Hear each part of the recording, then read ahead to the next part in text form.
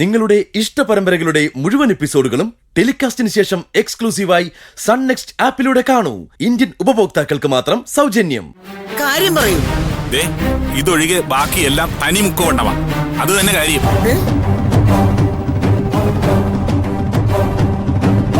താനെന്തേ പറയുന്നേ? മുക്കോ?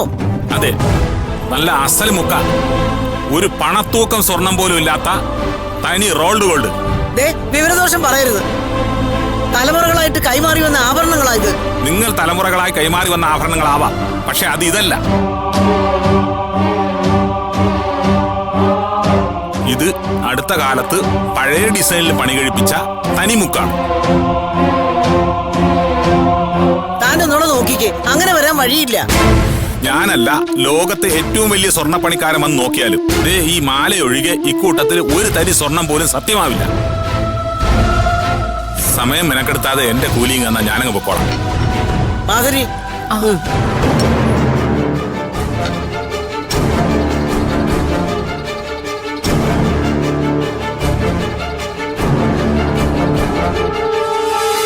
വലിയ പല വീടുകളിലും ഇങ്ങനെയുള്ള തട്ടിപ്പുകൾ സംഭവിക്കുന്നുണ്ട്.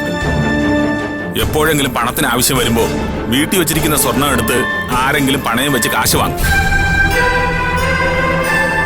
എന്നിട്ട് അത് അറിയാതിരിക്കാൻ അതേ രീതിയിലുള്ള മുക്കുവണ്ടം അവിടെ വയ്ക്കും. പിന്നീട് സ്വർണം എടുക്കുമ്പോ മാറ്റി വെച്ചാൽ മതിയല്ലോ. പുറത്തേക്ക് പോയ മക്കളൊക്കെ തിരിച്ചു വരുമ്പോ ചോദിച്ചു നോക്ക്. തലമുറകളായി കൈമാറി വന്ന ഒറിജിനൽ സ്വർണം എവിടെയാണെന്ന് അപ്പോഴറിയാം. വരട്ടെ. കണ്ടില്ലേ, എല്ലാവരും കേട്ടല്ലോ അയാൾ പറഞ്ഞിട്ട് പോയത്. ഇങ്ങനെ ഒരു നാണക്കേട് ഇന്ന് വരെ എന്റെ ജീവിതത്തിൽ ഉണ്ടായിട്ടില്ല. ഇത്തിരി നാണം കിട്ടാലും സത്യം മനസ്സിലായില്ല അച്ഛമ്മേ. കാശിന് ആവശ്യം വന്നപ്പോ അഖിലും സ്നേഹയും കൂടി സ്വർണ്ണം എടുത്തോണ്ട് പോയി എവിടെയോ പണയം വെച്ചു. അതിനു മുമ്പ് അതേ മാതൃകയിൽ ഡ്യൂപ്ലിക്കേറ്റ് ഉണ്ടാക്കി വെച്ചു. അതാ നടന്നത്. അവരെ എടുത്തതെന്ന് എങ്ങനെ ഉറപ്പിച്ചു പറയാൻ പറ്റും? അതുകൊണ്ടല്ലേ അമ്മേ സ്വർണ്ണം അന്വേഷിക്കാൻ തുടങ്ങിയെന്ന് അറിഞ്ഞപ്പോ മുക്കോണ്ടായിട്ട് തിരിച്ചു വന്നേ. ആരും അറിയാതെ അത് ഇവിടെ കൊണ്ട് വെക്കാനായിരുന്നു അവരുടെ പരിപാടി. അന്ന് എല്ലാവരും സ്വർണം പോയ കാര്യം അറിഞ്ഞതുകൊണ്ട് അത് നടന്നില്ല. എങ്ങനെയെങ്കിലും ആരും അറിയാതെ അത് അവരിവിടെ കൊണ്ട് വെച്ചിരുന്നെങ്കിൽ അച്ഛമ്മ ആരെയൊക്കെ സംശയിക്കുമായിരുന്നു. അത് ശരിയാ. എല്ലാരും കൂടെ ആദ്യം എന്റെ തല കൊണ്ടുവച്ചാന്. രക്ഷപ്പെട്ടു എന്ന് വിചാരിക്കണ്ട മധുവണ്ടി. നിങ്ങൾക്കുള്ള പണി വഴിയേ വരുന്നുണ്ട്. ഇവളുടെ നോട്ടവും ഭാവം അത്ര ശരിയല്ലല്ലോ. എന്നാലും അങ്ങനെയൊക്കെ അഖില സ്നേഹം ചെയ്യുന്നു എനിക്ക് വിശ്വസിക്കാൻ പറ്റുന്നില്ല. ചങ്ക് മറിച്ച് കാണിച്ചാലും നീ ചെമ്പരത്തി പോവാണെന്നേ പറയൂ. നിന്റെ മകനും ഭാര്യയല്ലേ പ്രതികള്. മധു പറഞ്ഞതുപോലെ ഇവളെ ആയിരുന്നു സംശയമെങ്കിൽ നീ ഇങ്ങനെ തടസ്സം പറയോ? അമ്മേ, ഒന്നും പറയണ്ട. പൂജമോള് പറഞ്ഞതുപോലെ അത് അവര് തന്നെ എടുത്തോണ്ട് പോയത്. അമ്മേ, ഞാൻ അന്ന് അവക്ക് കൊടുത്ത ആ മാല മാത്രമേ അതിൽ ഒറിജിനൽ ആയിട്ടുള്ളൂ.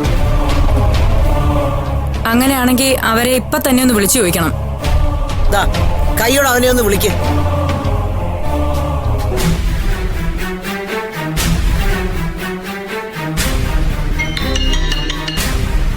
ഹലോ. ആ അഖിലേ, ഞാനാ പൂജ. എന്താ? നീ സ്നേഹം കൂട്ടി ഉടനെ ഇങ്ങോട്ട് വരണം. എന്തിനാ? അതൊക്കെ വന്നിട്ട് പറയാം. നിങ്ങൾ ആദ്യം കാര്യം എന്താന്ന് വെച്ചാ പറ. കാര്യം പറഞ്ഞാലേ വരുമെന്നുണ്ടോ? ഇങ്ങിതാ ഞാൻ കാര്യം പറയാം. ഞാനാ മഹേശ്വരി. ആ അച്ഛമ്മേ. കാര്യം പറഞ്ഞാലേ നീ വരൂ അല്ലേ? എന്നാ ഞാൻ കാര്യം പറയാം. നിന്റെ ഭാര്യ ഇങ്ങോട്ട് കൊണ്ടുവന്ന തനി മുക്കുകൊണ്ടങ്ങൾക്ക് പകരം ഇവിടെ നിന്നെടുത്ത ഒറിജിനൽ സ്വർണവുമായിട്ട് നീ ഉടനെ ഇങ്ങോട്ട് വരണം. എന്ത് ഒറിജിനൽ സ്വർണ്ണം? അച്ഛമ്മ എന്തൊക്കെയാ പറയുന്നേ?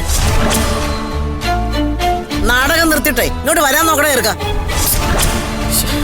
ഇവിടുത്തെ സ്വർണം ഈ വീട്ടിലെ ആളുകളല്ലാതെ എടുക്കില്ലെന്ന് എനിക്ക് ഉറപ്പുണ്ടായിരുന്നു. അതാ പോലീസും കേസും ഒന്നും വേണ്ടെന്ന് ഞാൻ പറഞ്ഞേ. നീയായിട്ട് എന്റെ തീരുമാനം മാറ്റാൻ നിക്കല്ലേ. പറഞ്ഞില്ലെന്ന് വേണ്ട.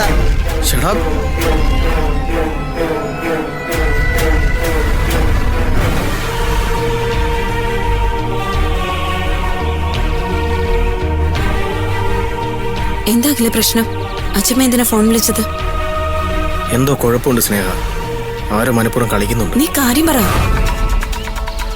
നമ്മൾ ഇവിടുന്ന് കൊണ്ടുകൊടുത്ത സ്വർണ്ണമില്ലേ, അത് മുഴുവൻ മുക്കാണെന്ന്. ഒറിജിനല് നമ്മൾ എടുത്ത ശേഷം മുക്ക് അവിടെ കൊണ്ട് കൊടുത്തയാണെന്ന്. ഈശ്വര, എന്തൊക്കെയാ കേൾക്കുന്നേ? പൂജേച്ചിയെ വിളിച്ചേ, എന്നിട്ട് അച്ഛമ്മയ്ക്ക് ഫോൺ കൊടുക്കുമായിരുന്നു. ഇനിയിപ്പോ പൂജിച്ച് തന്നെ കളിക്കുന്ന കളിയാണോ ഇത്? എന്തിന്? അല്ല, വസന്തനങ്ങൾ അഖിലിനോട് പറഞ്ഞതില് എന്തെങ്കിലും സത്യം ഉണ്ടെങ്കിലോ? നമുക്ക് എന്തായാലും അവിടം വരെ ഒന്ന് പോവാം. ഇൻ കേസ് അവര് പോലീസിൽ എങ്ങനെ പരാതിപ്പെട്ട് അവരിങ്ങോട്ട് അന്വേഷിച്ചു വന്ന് അച്ഛനും അമ്മയും ആകെ പ്രശ്നമാക്കും. വാ, പുറപ്പെട്. നമുക്ക് നേരിട്ട് പോയി വിവരം അന്വേഷിക്കാം.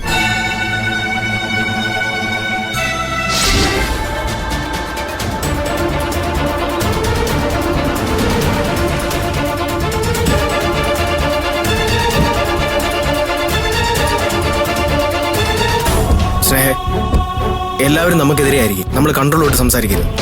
എല്ലാം കേട്ട് മിണ്ടാതെ നിൽക്കാനാണെങ്കിൽ പിന്നെ ഇങ്ങോട്ട് വരണമായിരുന്നു അഖിലേ. വാ, നമുക്ക് നോക്കാം.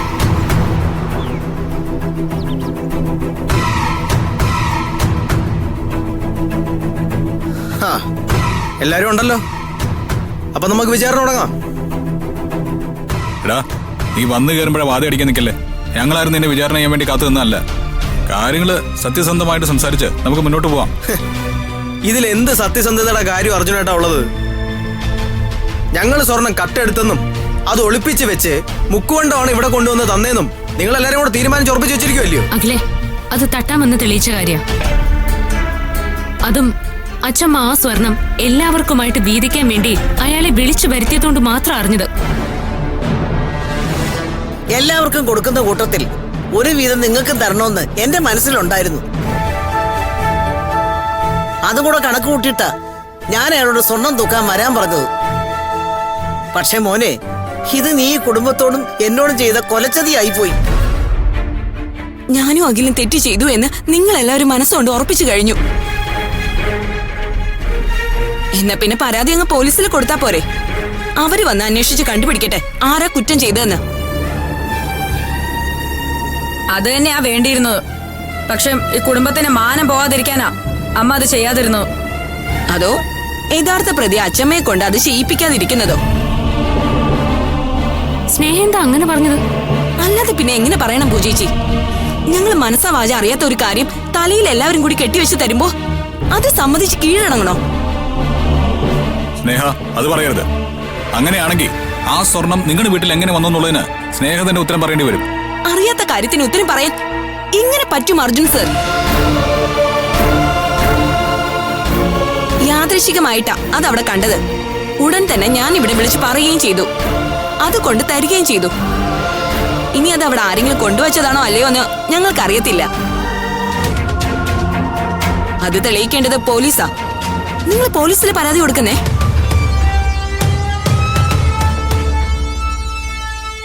അങ്ങനെ പറഞ്ഞു ഊരി പോവാൻ നോക്കണ്ട സ്നേഹ. പോലീസ് വന്ന് അന്വേഷിക്കുമ്പോ അറിയാം ആരാണ് ഊരിപ്പോവാൻ നോക്കുന്നതെന്ന്. നീ എന്താ ഉദ്ദേശിച്ചേ? മതി മക്കളെ, നിങ്ങൾ തമ്മിൽ വെറുതെ വഴക്കിടാൻ നിൽക്കില്ലേ? സ്വർണ്ണം എടുത്തോണ്ട് പോയി വിറ്റ് തൊലച്ചിട്ട് മുക്കുവണ്ടം കൊണ്ട് വെച്ചിട്ട് അവളുടെ സംസാരം കേട്ടില്ലേ അമ്മ? അത്ര ഉറപ്പായിട്ട് സ്വർണം വിറ്റു എന്ന് പറയുന്നുണ്ടെങ്കിൽ അത് ചെയ്തത് പൂജേച്ചി തന്നെയായിരിക്കും. എന്താണ് നീ പറഞ്ഞത്? നിന്നെ ഞാൻ പൂജ, പൂജ, പൂജ. ഞാൻ കട്ടുന്നോ? പൂജ, നിന്നെ ഞാൻ പൂജ, വേണ്ട. പൂജേച്ചി